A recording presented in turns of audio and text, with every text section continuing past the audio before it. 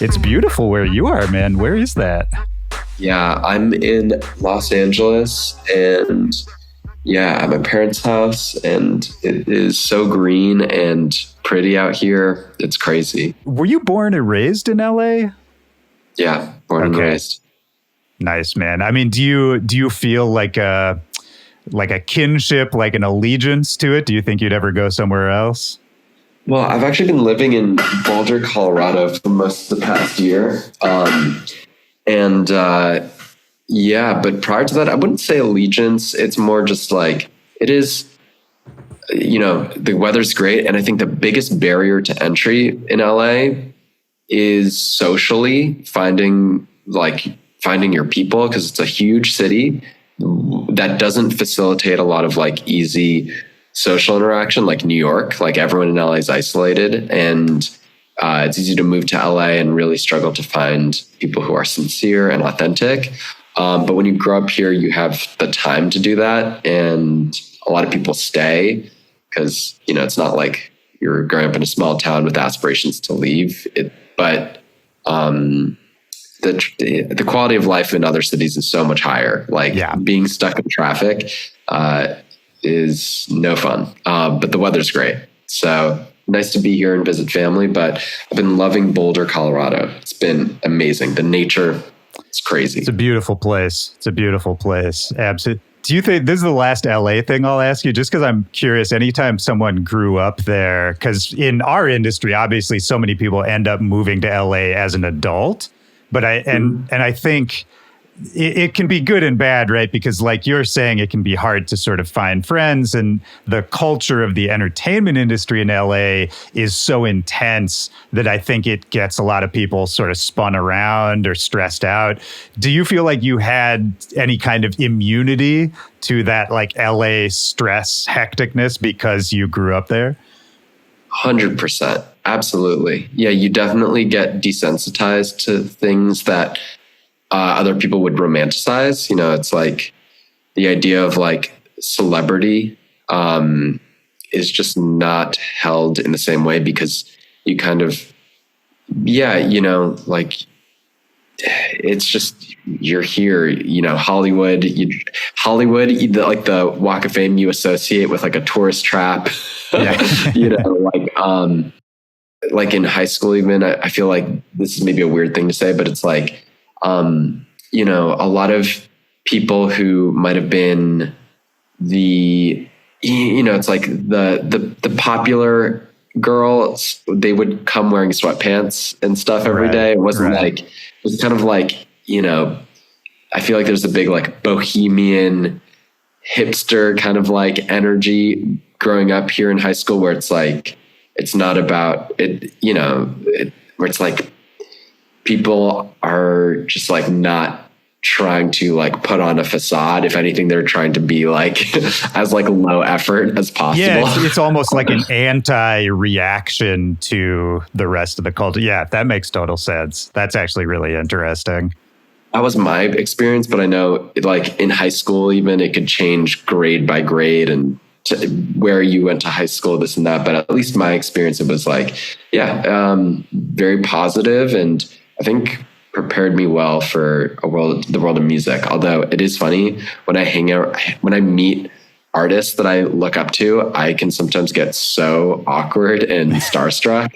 Yeah. And it's like it's so funny. Like, I've, in the past year, I've, done DJ performances with some pretty big name artists in the US, people like Skrillex and John Summit. And it's funny because I'll meet someone who most people might have never heard of, and I'll be so scared to like even say hi.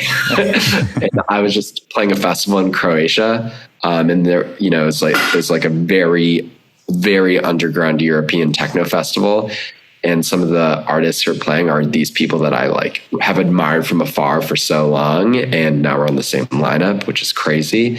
And they don't often come to the US, many of them, but there's some people who was really hoping to say hi to. And I was there with my girlfriend. She's like, why don't you just go say hi? And I was like, I'm nervous. And she's like, you have to go, like, go say hi.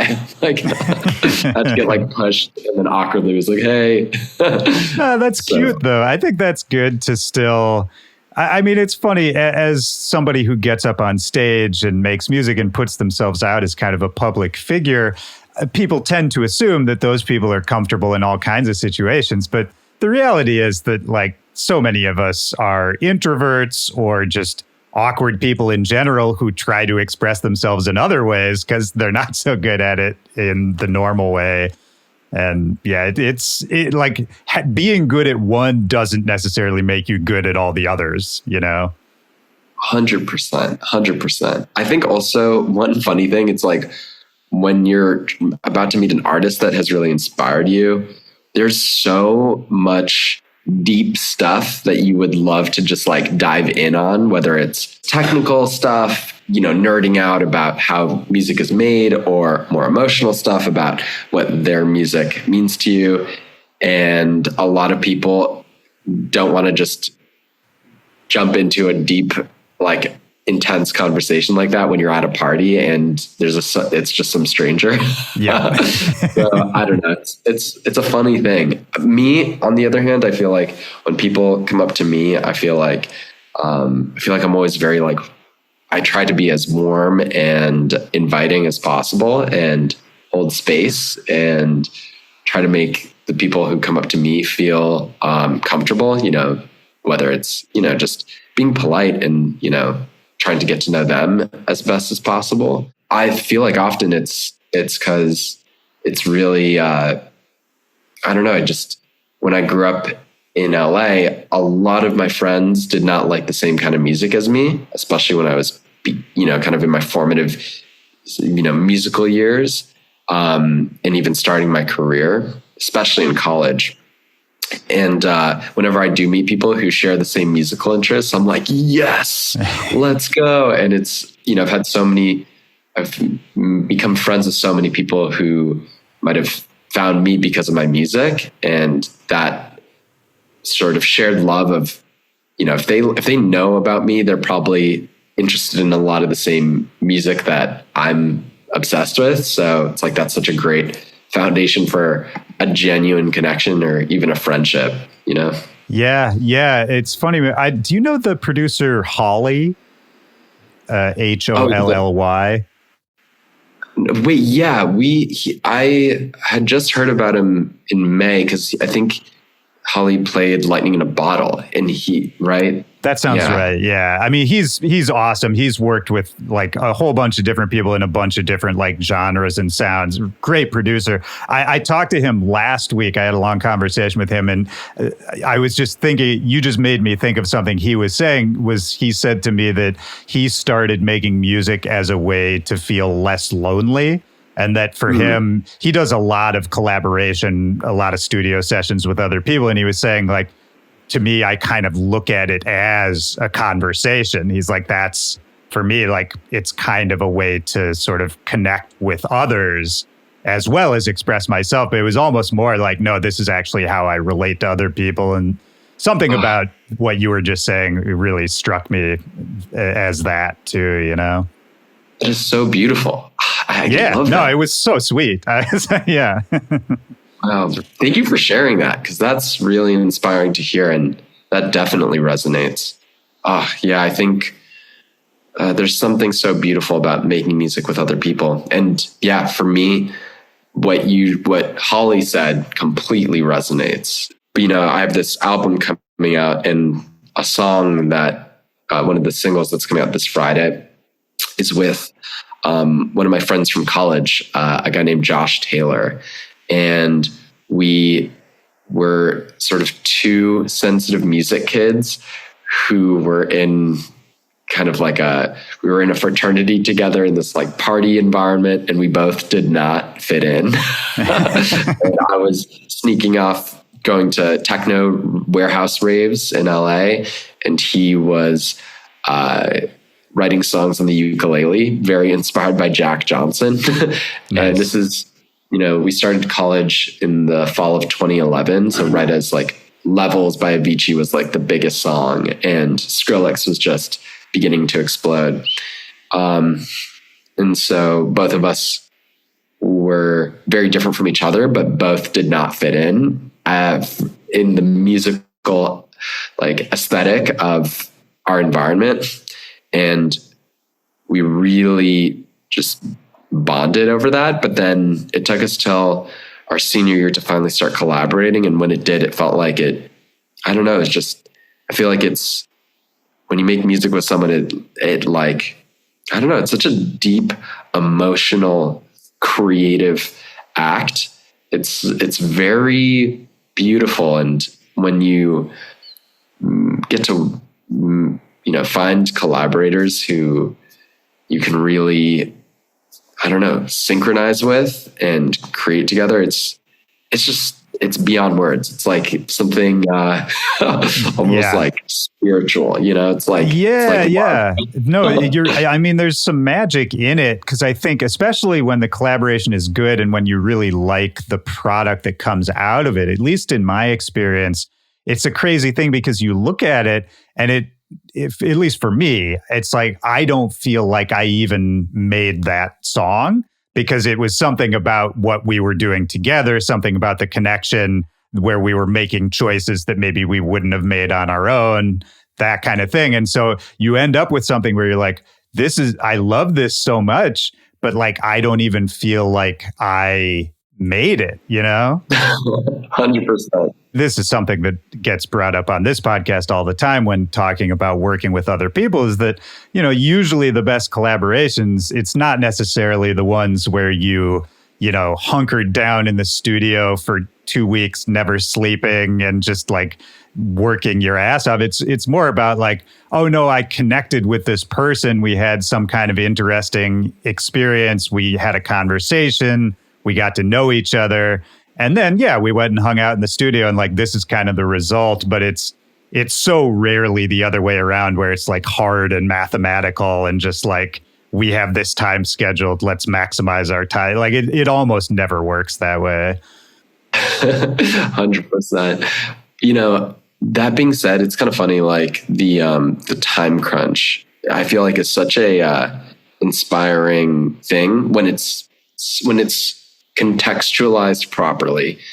When the time crunch is like really high stress and intense and pressure, that's no fun. But just a funny anecdote from a few weeks ago. I've been in Europe a lot the past few months, really just inspired by the music, and also inspired by the people too. And I was with this artist who's been a friend for a few years, this guy, Bad Boombox. And he had just done a day party and was about to perform at a big after party. And he had 90 minutes free in his hotel room. And I asked if he would be down to make a song together. And in that time crunch, we made a song, and he opened his set with it. And it was so fun. That was great. Definitely like a fun race against the clock situation. But I don't know. Because I think there's times where at its best, music can also be like playing a video game. I feel like that's... Oh, yeah. It sounds way less deep than what Holly said, but no, I feel like... it's absolutely true, dude. Yeah. It's just fun. And, whether it's, you can play a video game by yourself and have fun, or play with someone else, and it can be amazing. And I think that's definitely how that experience felt. It's not to say that music always feels like a game, because there's times where it can be just like a really emotional, it can be an emotional outlet, almost like therapy, which I feel like I feel like I probably played a lot of video games growing up, because I feel like gaming can honestly be like it can be like an escapist thing, but music, on the other hand, it really can be a domain to unpack what you're feeling, almost in the opposite way. I feel like it can be either. You can just, I think for me, it's like I can be feeling something and just lose myself in the process of like writing a fun banger or something to just like get the energy out and get me more in my body than in my head. But then on the flip side, I feel like when it comes to singing and writing songs, which is a big interest of mine, and something I've been doing a lot in this new album, it's like a place to really, express yourself and like release the things that were bottled up, which I think is so beautiful. Yeah. I mean, I'm curious for you, especially like on these records on the new album, are you able to say you went through something hard, maybe you're going through something hard in this moment. Are you able to sort of work through that through music, or is it because the way I do it is like, if I'm going through something in the moment, it's hard for me to like sit down and write about it right then. It's almost like I kind of have to have the experience, like let it sit for a while, and then later on I can sort of process it in music. You know what I mean? Yeah. I think it's funny. I think many of my, I would say, favorite songs, songs that have like really deep meanings to me. I think not all of them, but many of them were in those moments of the thing is happening and we're, the only way to get through this is to turn to music in this moment. That hasn't happened in a while for me, but because a lot of what I'm talking about really embodied the songs on my first album, which is called Home. And I wrote that album during a really stressful, chaotic moment where I pretty much had a very big DJ career set up for myself, a big tour. I had just graduated from college and I decided to cancel it. And I decided to fire the manager that I was working with, who was just gearing me up for the most success imaginable. And a big part of this is because I really wanted to try singing and writing songs, and there was just too much pressure on me. And so are you saying, because this is interesting, are you saying that you kind of in that moment felt like you were being set up for this big career or this big moment, but maybe it wasn't the moment you were looking for, like wasn't the direction you were trying to go, that kind of thing?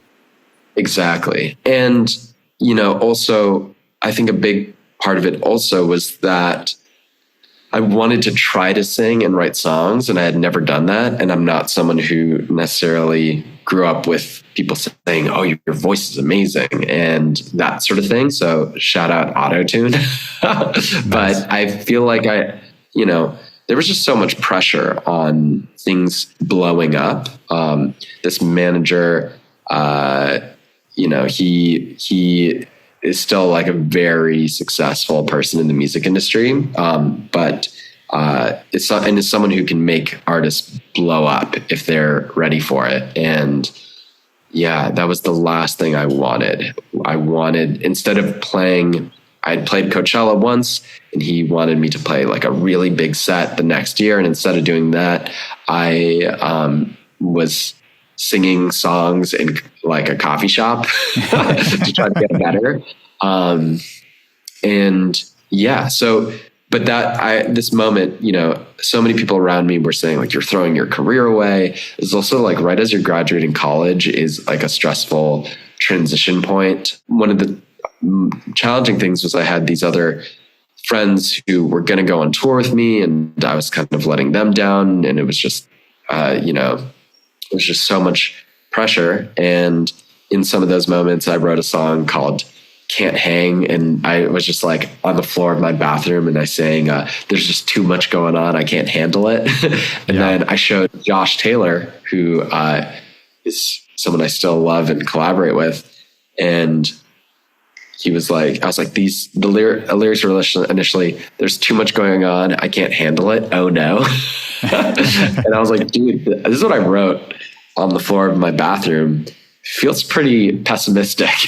And then he was like, why don't you change the end to, there's too much going on. I can't handle it without you. And I was like, oh, that's it. And that's what this moment embodied. Wow. Also. So, that I feel like, but that sort of energy on this album, I feel like a lot of this album was more kind of like the dust settling, like after the fact, kind of like you describe.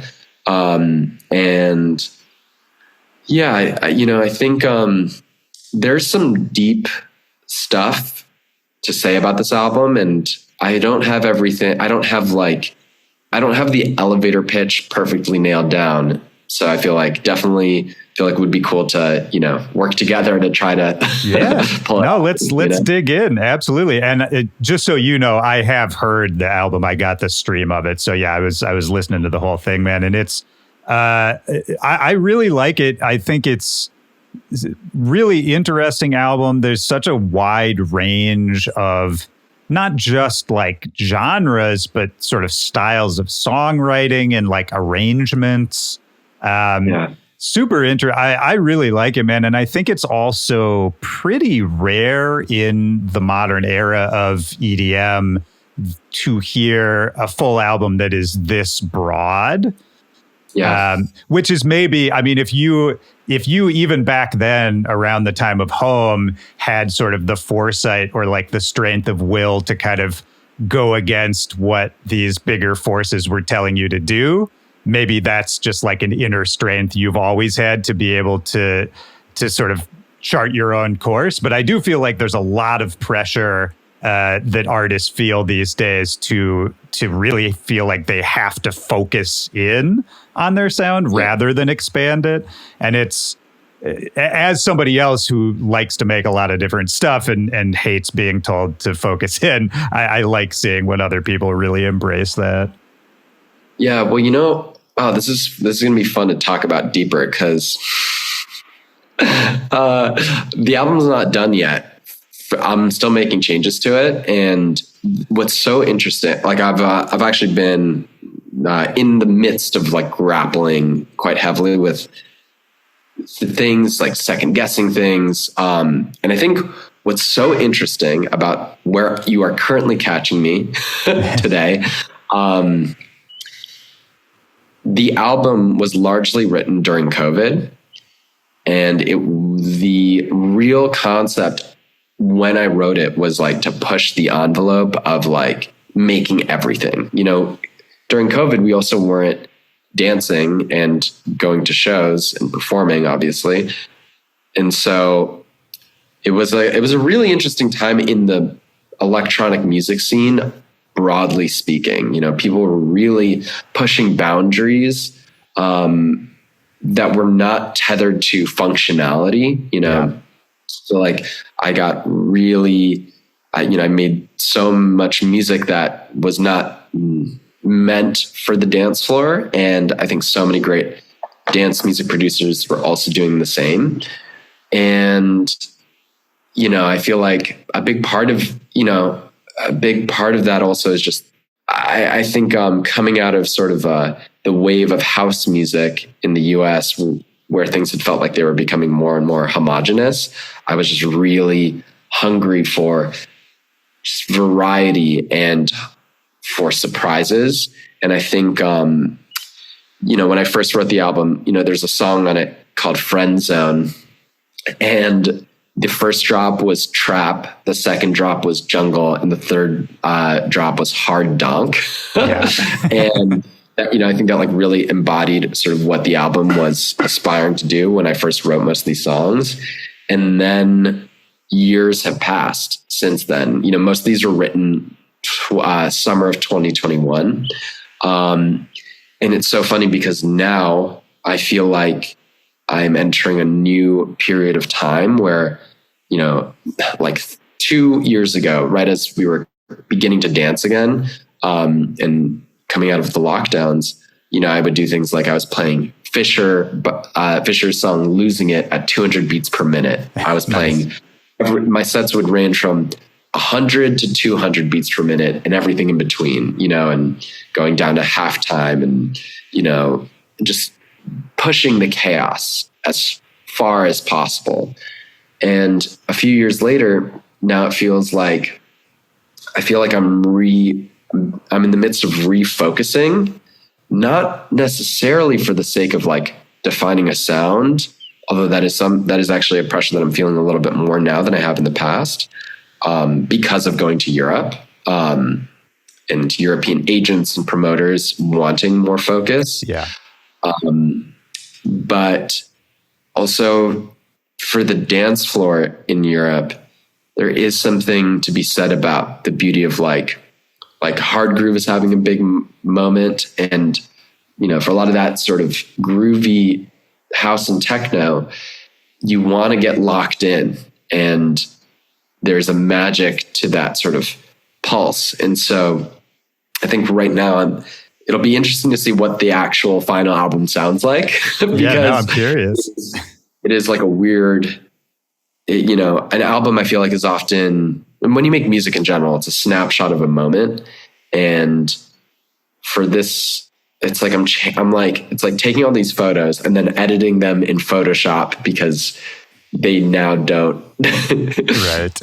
Which I feel like inherently is like not an ideal process that I normally am not in favor of, but maybe you could flip it a little bit the way you're looking at it, and look at it more as kind of like sampling yourself. You know what I mean? Because that's such a storied tradition in dance music, is just to take something a little older and to just flip it a little bit. I really love that, actually. It's funny because they're like Friend Zone, when the version that's coming out on this album now, which I do prefer, is like just 150 BPM, kind of like a Eurodance trance song. And it's just that all the way through with like an indie, with an indie influence, but it's like, it's not 5 genres. It's right. like one. Yeah. But in that one, it really felt like I was remixing the song, and the original version is like insane. And the updated version is like way easier. Here, maybe can you enable sharing? Because I could even just like play it for people on your podcast. I feel like it'll. Sure, yeah. What do I got to do that? Here, let me just find this. So here's the version that's coming out on the album. Okay. Was that audio working? Yeah. Okay, cool.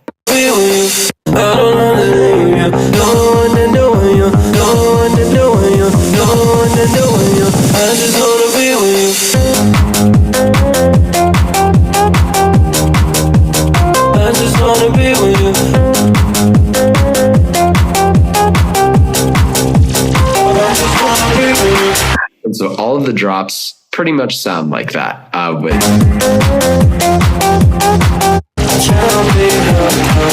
It's all got that pulse, and I'll try to, which I'm happier with that version. Yeah. Let me see if I can find the yes. Here is like here is like a version. It's funny, like from October 22. Nice. This is probably a year after I wrote the initial idea, but. Tell me how come every time I see you, I don't wanna leave you, I don't wanna leave you, I don't wanna leave you, don't wanna know you. Like trap, and then. Tell me how come every time I see you, I don't wanna leave you, I don't. It's like jungle, and then. I don't wanna leave you, I don't wanna leave you, don't wanna know. So yeah. Like I feel like it's funny because like I'm sure most people would hear something like that and be like, whoa, that sounds like the remix, but that's actually how this song started. And I think there's something really interesting about where I am currently at as I'm finishing this album. There's a really weird parallel between production and then like concept. and songwriting. So, because the production wasn't really grounded by the dance floor, and it was just about like sort of leaning into chaos and kind of just like freedom, taken to like anarchistic freedom almost, which is like really fun to indulge in. But there's something almost like ungrounded about it. And it's actually really nice to have like the grounding of like the dance floor, because it's like that was made in isolation. And this feels like maybe like at its best, like collaborative with the crowd in a way that's like the crowd is inspiring me and like helping become part of the process versus like keeping them out. And then lyrically, a lot of songs this album were written from a place of like, you know, isolation, and, you know, a lot of it was like pretty emo with a sense of humor. Like I wrote a song for this album that is no longer going to be a part of it. That was called Alone on My Birthday. And I wrote it. It was funny because I had been alone on my birthday, and I was with some friends working on music, and I wanted to like really try making a cheesy EDM song, and most of the like pop EDM, like, you know, 2010s, like songs like Give Me Everything Tonight. Like, I think that's Usher or Neo. Yeah. Or both. It's Calvin Harris, right? Give Me Everything. I just got to check so I don't make a fool of myself. Calvin Harris featuring... It's Pitbull, Afrojack, Neo. Okay. Yeah. There's Usher's made some amazing EDM tracks. DJ Got Us Falling in Love, like stuff like that as well. And the one I was thinking of was the Calvin Harris Rihanna joint. Now that I think about it, exact same canon of music I'm talking about. And a lot of the songs are about having the best time ever. And so to kind of flip it, the joke was like, well, what about writing a song in that style that's about being alone on my birthday? I like it. And so a lot of songs on this album, I feel like were written kind of like, it's like therapy addressing things from my past with like, you know, unrequited love mostly.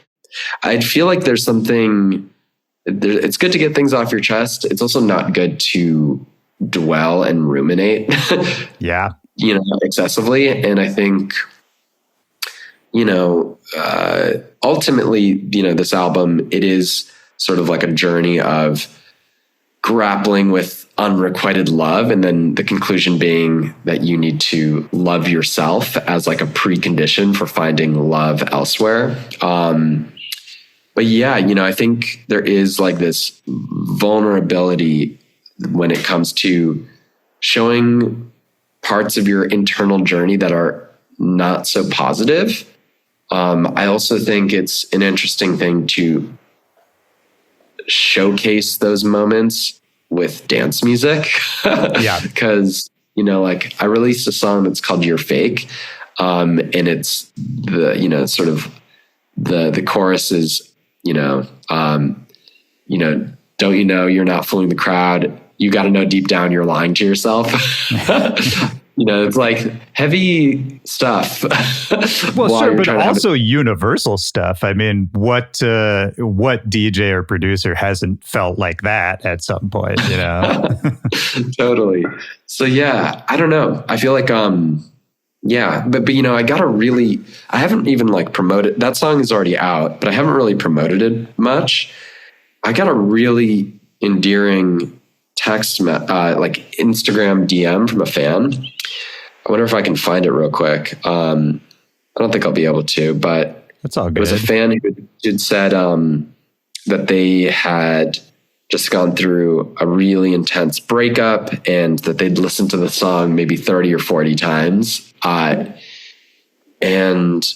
you know, I feel like it's those kind of moments that I feel like are, I don't know, just really moving. And yeah, very humbling as well, because it's kind of like, I feel like a lot of this album feels like sharing parts of like my middle school diary and being like, this is kind of weird. Like, I don't know if anyone needs to read things from this. It's funny you say that, because I had written down after taking a listen that, and I mean this in a very complimentary way, but I was like, this is a cute album. Like, these are cute songs. Like, there's a certain kind of like childlike simplicity to some of it, and also a very like earnestness to it, like a lack of irony that I really appreciated.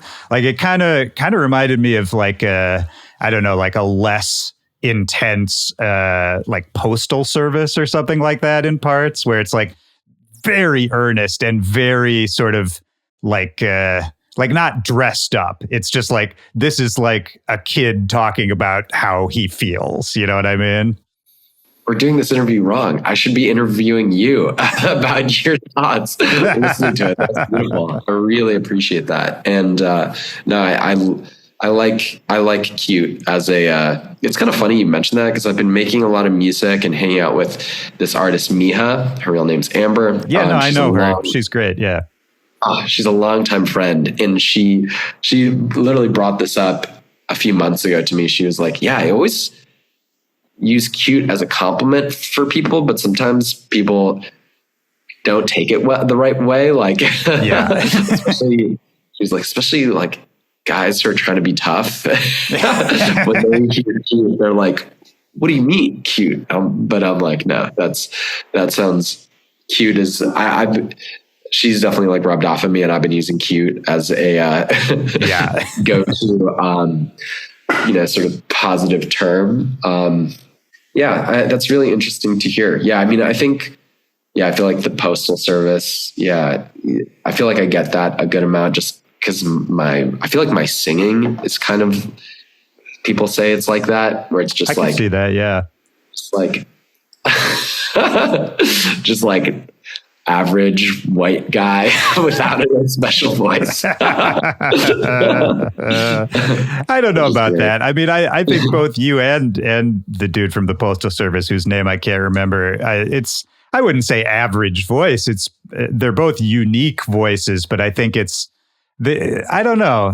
Maybe I wasn't doing a good job of saying, like, trying to describe it, but it's just very like simply presented. It's not like overdone with, I don't know. There's like a certain kind of like indie quality to it, I guess, is all it is, 100%. No, and I was just joking. I'd like, it's funny because a few years ago I made a cover of All the Small Things by Blink-182, and I actually sampled Such Great Heights by the Postal Service in my cover of, and because I was like, this just fits. So I do think it to me, it makes a lot of sense. I honestly just haven't ever really listened to them that much. I just know Such Great Heights. Yeah. And it's the same vocalist as Death Cab for Cutie, right? That's right. Yeah. It's like, I want to say Jimmy something. I don't know. I'm actually not a huge like emo indie dude, but I do love the Postal Service. So my knowledge is very shallow beyond that. Me too. I'm not really steeped in that music either, but I'm a huge Blink-182 fan. And I think it's funny. It's like when you don't have a voice like Blink-182's like Tom DeLonge or Mark Hoppus, or it's like, no, but when they can actually do that and sound good, I could never. But it is funny. Maybe that's like where that comes from. But yeah, I don't know. It's well, wait. Can I ask you how did you start singing on your stuff? Because you weren't always doing that, right? Correct. Yeah, well, it's funny. The very first song I ever released, I actually did use my voice, and it was like I pitched some of my vocals all the way down, and it was kind of like rap speaking. The song's called "How Goes the Dynamite," and the vocal was me going boom, clap, the boom to the clap, and pitching it down, which is very like Dirtybird Records, where it came out, and very inspired by that music. But when I first actually started singing, it was all like, I was so scared of singing that I pretty much only did it when I like absolutely had to like express myself because I was just like overwhelmed. And so a lot of that music I wrote with like voice memos, or into my laptop speakers, and then auto tuning and processing the like shitty lo-fi recordings. The final vocal in Can't Hang, that song, which I feel like is, out of all the songs I've written, probably one that, people sing along to the most when I play it. And, it's funny, like John Summit sent me a video of him singing it with his friends at an after party. It was really cute. That vocal is like my iPhone voice memo.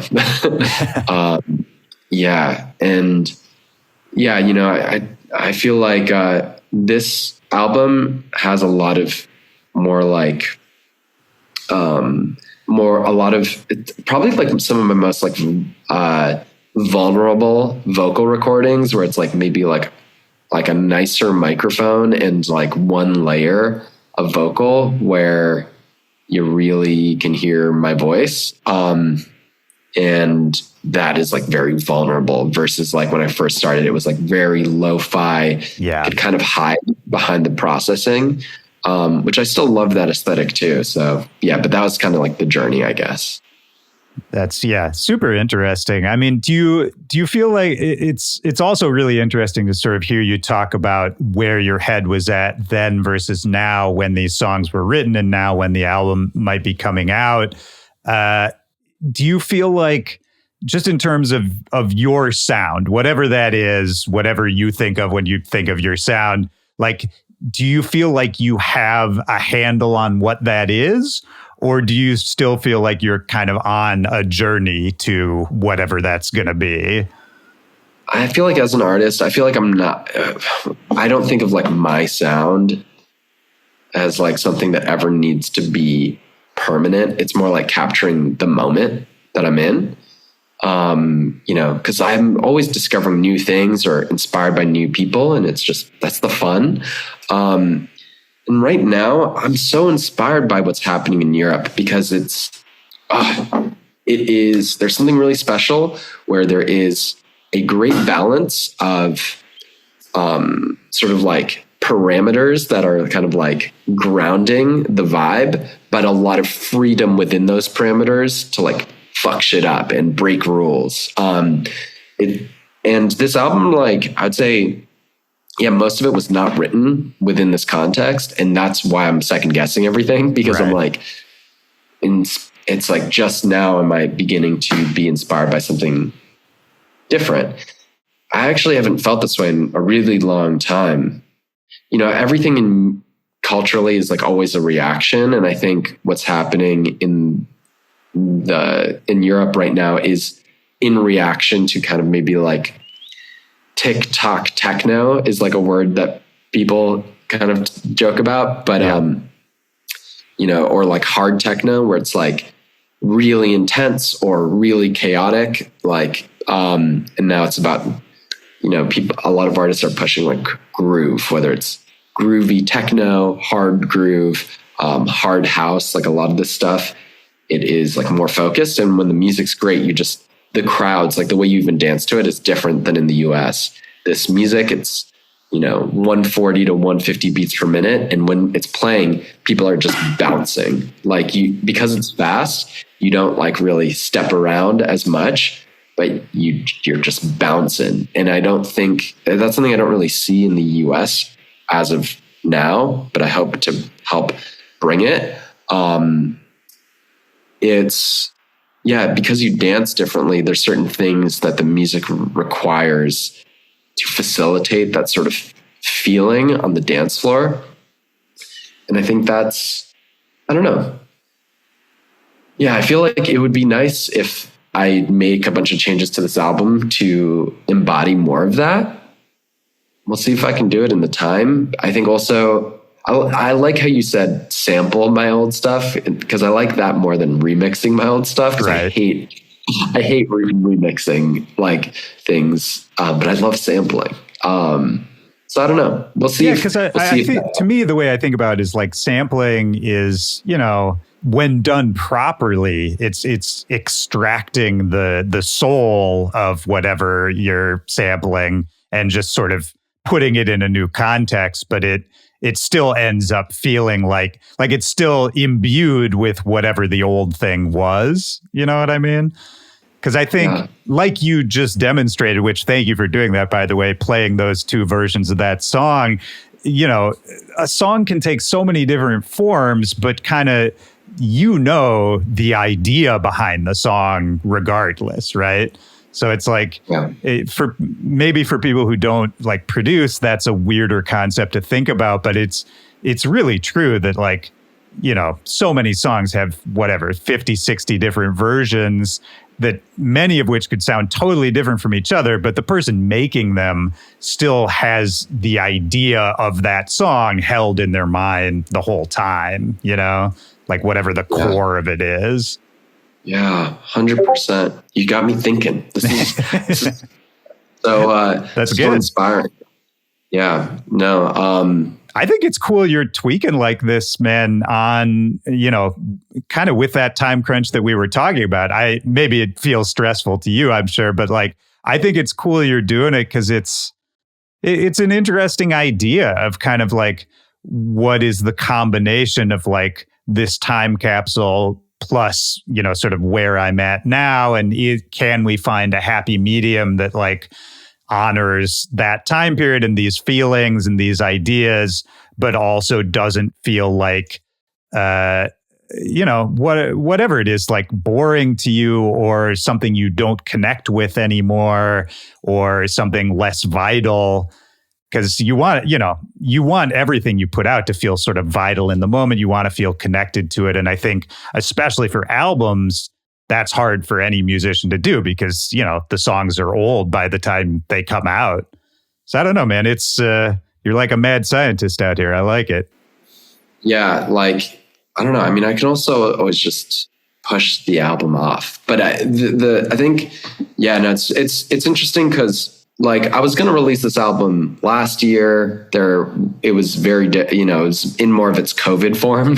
Yeah. And then had a label who was interested, and then they kept on like pushing things off. And, then I just got swept up in other DJ adventures. And I feel like, I don't know, I need to figure out what I want to do with this album, because I could either just release it as is and change very little and have it be more of a snapshot of COVID times meets now, or I could rework it and have it be more of a snapshot of now, because it feels like I feel like artistically I'm really like entering a new chapter, and it's kind of like, when you release a snapshot, it's like, what do you want? Which snapshot? Like, right. Should it be? And I don't know. I feel like at the end of the day, it's also funny because like I'm normally not a perfectionist normally, and I've been grappling with so much perfectionism on this album. I think to such a large degree because I've just been in flux, and I don't know. We'll see, dude. What's great about this interview is like it acknowledges that I have no idea what is about to happen. I love that. No, I really love that. And I think, again, I was saying this about something you said earlier too. It's a position I think a lot of artists can relate to or have been in, but it isn't one that gets talked about a lot. So I love that we're talking about it, man. So awesome. Yeah. I feel like, dude. This has been so fun. Like, I feel like I don't have many interviews where I walk away with, I don't know, with this sort of feeling of being like, okay, I feel like we unpacked some stuff. Oh, that's good. Hey, that's all we're aiming for, man. Yeah. And we should get the call. Justin's pulling his album. It's not going to come out for another 3 months. Right. You just spiral into an existential crisis. Yeah. I don't know. I think also, though, it's like, I don't know, just the feeling that I have right now is also like, dude, at the end of the day, I feel like none of this really matters all that much either way. You know, it's like, you know, it's just like, I think the most important thing is just like having fun and expressing yourself authentically, and whatever that means in a given moment, I feel like is cool, and that it can change. I don't know. My hope with this album, whatever it turns out to be, so many ideas of this album are about change. The album name, for instance, is "You Are the One," which can sound like a love album, like dedicated to someone. But by the end of it, you realize that it's actually about like, you are the one, like you got to love yourself. A lot of the songs are about like being in love with someone and it not working. And then at the end, it's like, it's not like a Disney movie where where everything works out. It's more like, like the movie 500 Days of Summer, where it's like, sometimes you just got to move on. But there's so much healing that can happen in that process. I think everything with the production too, it's like, you know, just to start songs in COVID during like a more, you know, sort of like pessimistic, isolated context. And then to try to, I think like an aspiration with my music is generally for it to be positive and to create like positive, you know, sort of like inspiration for people. And I think this one has been a little trickier because a lot of the subject matter is darker. And yeah, I don't know. My hope is that it's wrapped in a context where people feel like hopeful, optimistic, because that's definitely how I feel.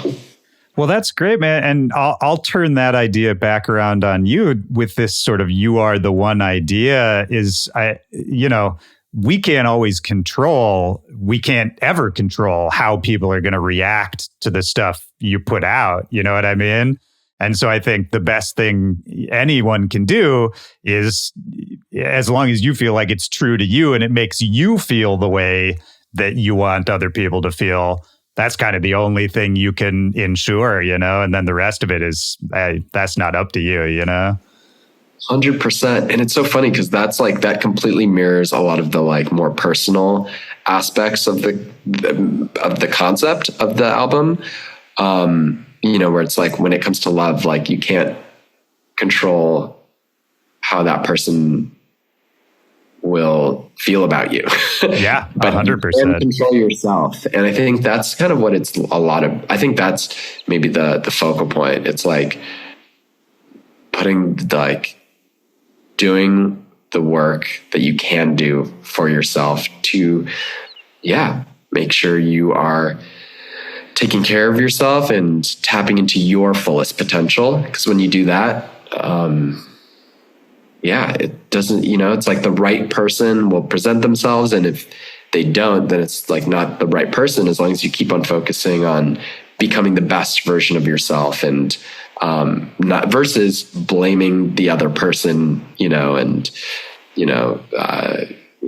that sort of thing. So, I mean, this is kind of a personal question. So as much as you're comfortable answering, but like, is there anything you had to do or learn in order to feel like you are now that more secure person who loves, like, is it anything in particular, whether it's like meditation, whether it's protecting your energy, whether it's, I don't know, changing your diet? It could be anything, but like, were there actual changes you had to make to kind of get yourself to that place? Yeah, I mean, I feel like it's a lifelong journey, you know, that I feel very much in the midst of. But one anecdote that I'll mention, the last song, or I don't know if it'll be the last song on the album if it changes, but there's a song towards the end called "On My Own." In the chorus is "I can feel good on my own." And my current girlfriend inspired the lyrics of the song. And she'd had this journey of dating people that wasn't the right fit, wasn't the right person, and she wanted to make sure that she was focusing on herself before, versus embarking on a relationship with someone to just because, the more grounded you are in yourself, the more you can make decisions from a place of power, I think in a good way, versus falling into something that might not be the best fit for you. And so she really embodied this energy of like exercising, getting really focused on, herself and just meditating and all that stuff. And it was such an inspiring sort of perspective where she then she had this mantra of, she said, I don't chase, I attract, and what belongs to me will find me. And I was like, damn, that's so inspiring. She's telling me this right as we were first kind of meeting. I think for me, at the very least, it's really important to catch yourself when you are experiencing negative self, language, and to try to reframe that language positively. And sometimes it's like, doing affirmations, like looking at yourself in the mirror, like, I am beautiful, I am good enough, all these types of things. But yeah, I think, I feel like for me in the past, it's been like, I've worked with like life coaches and, diet and meditation and exercise. And I think all those things have helped. And I think, the interesting thing with these challenges is it's like going to the gym. It's like you can do things that are good and then you either slack off, or you go to the gym and you're getting stronger, but then you like increase the weights and then you're back into the same position of like struggling. And so as an artist, I just feel like grappling with, self-judgment and all these things is just, it's just part of the journey. But as long as it doesn't stop you and you keep on going and keep on striving to improve that internal relationship, just amazing things can happen. And I don't know, I think music in that way can be like therapy. It can be like playing a game, but it can also be like going to the gym and like, and feeling like you're like trying to do some crazy workout. It's It's the classic thing of like, nobody likes leg day, but you got to do it sometimes, I love that. Yeah, well, I love talking to you, man. This is super fun. I want to let you get out of here. There's so many more things I could ask you about, but I feel like this is a pretty good place to kind of wrap it up. I think the last thing I want to ask, kind of just on the general note of this whole conversation, is like where you're at right now. What is keeping you going? What is keeping you excited? What is keeping you engaged? What's like the most fun part of what you're doing right now? Yeah. Oh, that's a great question. I mean, I feel like this year I feel like I've been in school. Like I spent the first half of the year making music with a bunch of dubstep artists. And that's that Colorado for you. Yeah, exactly. 100%. And ironically, I feel like I was so inspired by it, but I feel like I like the music a lot. I love it, but I feel like I'm not meant to be a dubstep producer artist. I'm like, I just am not that nerdy about sound design. Like I'm more like lazy. Yeah. Like respect to those who can dive deep and create amazing sounds. Nerdy, I mean that in a really positive way. Oh, of course. It's absolutely one of the nerdiest genres. There's no question. To create it, like the intricacy of sound design is just insane.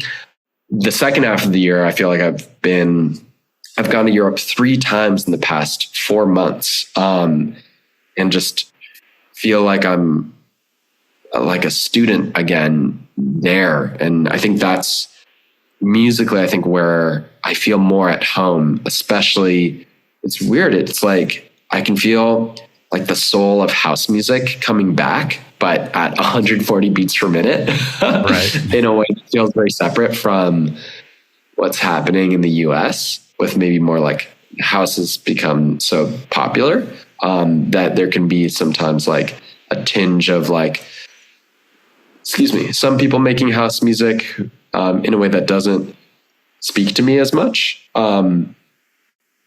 So yeah, I don't know. I just feel really inspired by the music, by DJing, by making music. And yeah, I don't know. I feel like, I also feel a sense of like being a little challenged in a fun way, where it's like, DJing in Europe, I feel like it's different. Like it's about maintaining that groove and that bounce, having music that does the same. And I think on this album, we'll see if I can do it, but hopefully I can bring all of these things together with my songwriting and this sort of like emotional outlet. So yeah, I think that's it.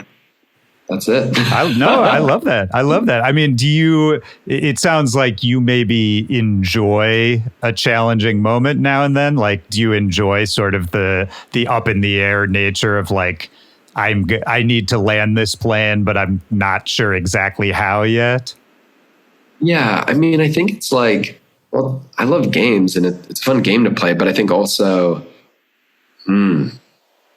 it's like when you get inspired by something, and then I think it's just that, like, it's cool to be inspired by something. And if you can immediately do it, amazing. Yeah. But if you can't immediately do it, that doesn't mean you should stop. And I think that's sort of how I feel. It's like, I just feel inspired from like a place of like loving the music and loving the energy and just wanting to feel like immersed within it and to express that. And I think that's kind of like maybe what I'm looking for. It's the best feeling of all time. I mean, I talk about this all the time, but that feeling of discovery, that moment of finding a new thing, a secret you didn't know existed, and all of a sudden it's like a door that opens up to this broad thing that you can explore. It's a thing that happens all the time when we're kids. And then as we get older and older, it happens less and less because we know more stuff, we've experienced more stuff, and those moments of like newness get so rare. So yeah, man, I think you're spot on. You got to jump on them when you find them. You nailed it. I was struggling to find the right word, and discovery is literally it. That's like literally what this is all about, especially because my favorite like album of all time is Discovery by Daft Punk. And yeah, but in all seriousness though, that completely captures the feeling. It's like, yes, it's discovery, like, exploring something new. And there is this childlike aspect to it, the childish sense of discovery when you're like experiencing something new. I think that's it. You nailed it, Willy. You're killing it. Hey, when you're right, you're right. What can I say? Nah, man. Awesome. Dude, this has been so fun, man. Thank you for taking the time to do this. It's really fun to talk to you. Right back at you, dude. Yeah, you're an amazing interviewer / interviewee. I really appreciate your answers to my questions. Hey, man, I'll take it. Thank you. Yeah, really cool to hear your feedback. And, it makes sense that you're a fellow artist, musician, producer yourself. Because, I don't know, just really enjoyed this conversation. You being able to dig so deep. It really has felt like an artist to artist chat, which is always such a delight. Dude, it's right back at you, man. They're not all this enjoyable. And so thank you for that too. Cause yeah, you're great, man. I really enjoyed talking to you. Right back at you. Willy, dude, I hope you have a great day. And we definitely got to stay in touch, dude. This is such a fun chat. Hopefully many more hangs to come, dude. Definitely stay in touch, man. And thank you for doing this. I hope you have a great day as well. Yes, I'm so inspired. I'm about to like go to a studio session to work on the album. So nice. This is like couldn't have been a better like sort of like pre-game. Dude, I love it. Go get it. Go crush it, man. You're the man. Hope you have a great day, and I'll talk to you soon. You too. Take care, man. So much love. Peace. All right, bye. Man. Peace.